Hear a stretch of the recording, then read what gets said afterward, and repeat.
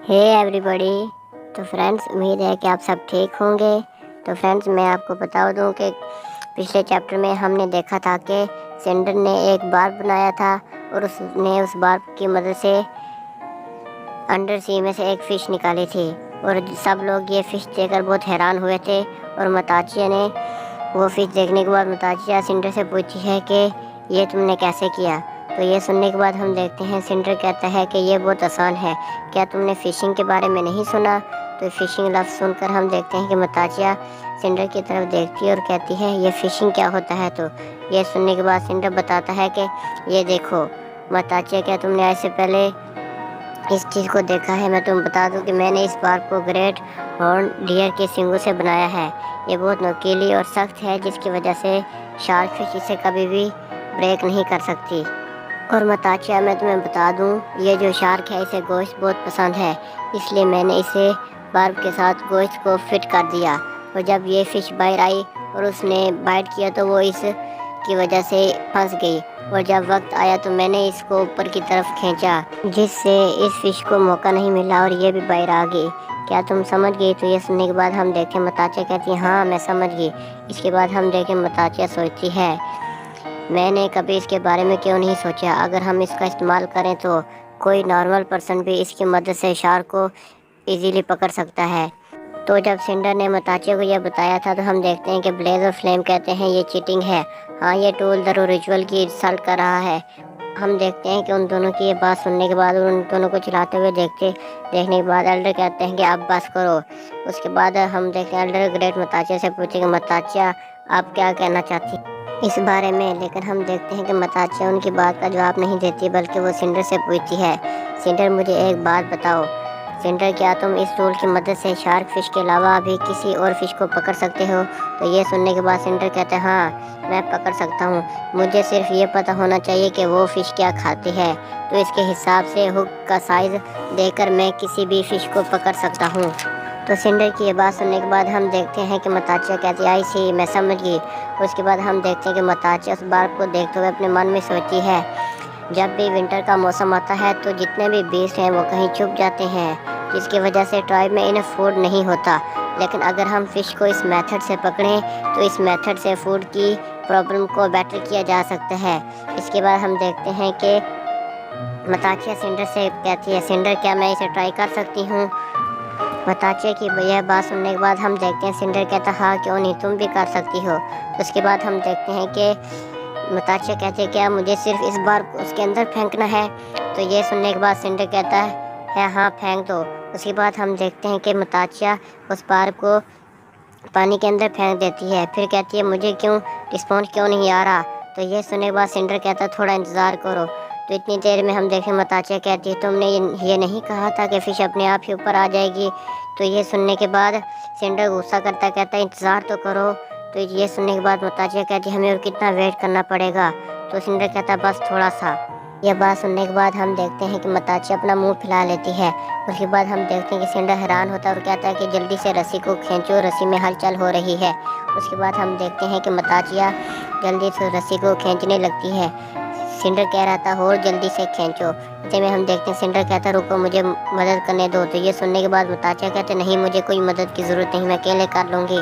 इसके बाद हम देखते हैं कि सिंडर वहीं रुक जाता है और मताचिया ज़ोर लगाने लगती है और हम देखते हैं कि मताचिया को बहुत ज़ोर लगाना पड़ता है और फाइनली मताचिया बहुत ज़ोर लगाने के बाद उस फ़िश को बाहर निकाल लेती है। देखने में तो ये फ़िश बहुत बड़ी लग रही होती है और जब हम देखते हैं तो उस फ़िश का सर बहुत बड़ा होता है और मताचिया के खींचने की वजह से वो फ़िश बाहर आती है। और हम देखते हैं चीफ एल्डर बाकी सब लोग इस फ़िश को देखकर बहुत हैरान हो जाते हैं और यहाँ तक कि ग्रेट हुक्का भी बहुत हैरान हो जाता है। और जब हमें उस फ़िश की तरफ दिखाया जाता है तो वो फ़िश वाकई में बहुत बड़ी होती है।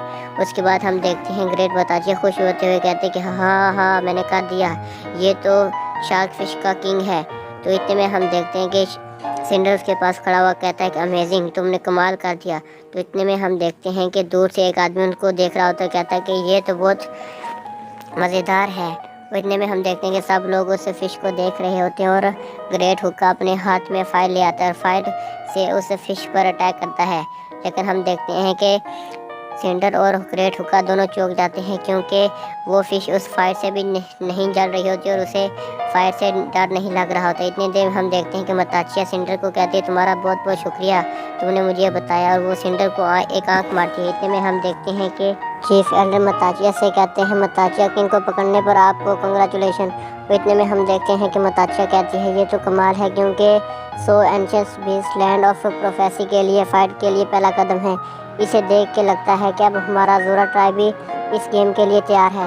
تو یہ سننے کے بعد ہم دیکھتے ہیں کہ ہوکا کہتے ہیں متاچیا آپ کا مطلب کیا ہے؟ تو یہ سننے کے بعد متاچیا کہتی ہے میرا مطلب اینشنٹ پروفیسی یہ ہے کہ جو کوئی 120 کو کنکور کر لے گا وہ لینڈ آف پروفیسی میں انٹر کر سکتا ہے۔ متاچیا کی یہ بات سننے کے بعد گریٹ ہوکا کہتا ہے کہ لیکن وہ پروفیسی اب تک مکمل نہیں ہوئی۔ اتنے میں اسے آواز آتی ہے کہ نہیں اب وہ مکمل ہو چکی ہے۔ تو یہ سننے کے بعد ہوکا جیسے پیچھے دیکھتا ہے تو بہت حیران ہو جاتا ہے اور کہتا ہے کہ آخر تم کون ہو اور یہاں کیا کر رہے ہو؟ اتنے میں ہم دیکھتے ہیں کہ وہی اولڈ مین اور وہ لڑکا ہوتا ہے۔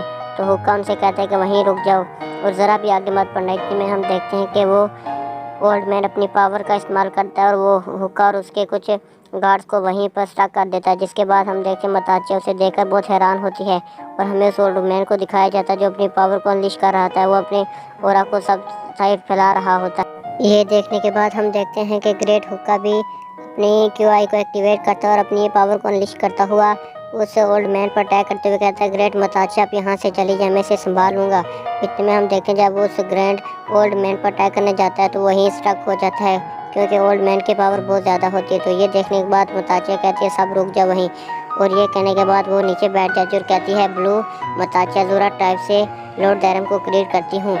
تو یہ سننے کے بعد سینڈر بہت حیران ہوتا ہے اور کہتا ہے ڈیرم اب یہ کتنا پاورفل ہے کہ یہ انوئنگ لٹل گرل بھی اسے باؤ کر رہی ہے۔ تو جب سب لوگ متاچیا کو اسے باؤ کرتا ہوا دیکھتے ہیں تو وہ سب لوگ بھی اس اولڈ مین کو باؤ کرتے ہیں اور سب لوگ اس کے ارد گرد بیٹھ جاتے ہیں۔ تو یہ دیکھنے کے بعد سینڈر کہتا ہے کہ یہ آخر کتنا پاورفل ہے۔ اس کے بعد سینڈر کی نظر اس کے بون سرکل پر پڑتی ہے تو سینڈر کہتا ہے یہ تو بون سرکل ہے، لیکن فرینڈز ابھی ہمیں نہیں بتایا گیا کہ بون سرکل کیا ہے، لیکن ہمیں آگے ضرور پتہ چلے گا۔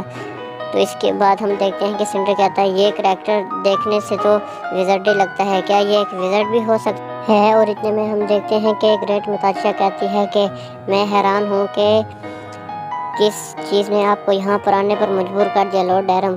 تو یہ بات سننے کے بعد لارڈ ڈیرم کہتا ہے یہ بہت اچھی بات ہے کہ تم نے شارک فش کے کنگ کو کنکور کر لیا ہے، اور ہاں میں تمہیں بتا دوں کہ اس لیے میں یہاں پر تمہیں ایک چانس دینے آیا ہوں تاکہ تم ماؤنٹین اور سی کے ٹرائل میں پارٹیسپیٹ کر سکو۔ اس اولڈ مین کی یہ بات سننے کے بعد ہم دیکھتے ہیں کہ سینڈر بہت حیران ہوتا ہے، کہتا ہے کیا ماؤنٹین اور سی کے ٹرائل، اب یہ کیا مسئلہ ہے؟ اور یہ وہ چلا کر کہہ رہا ہوتا ہے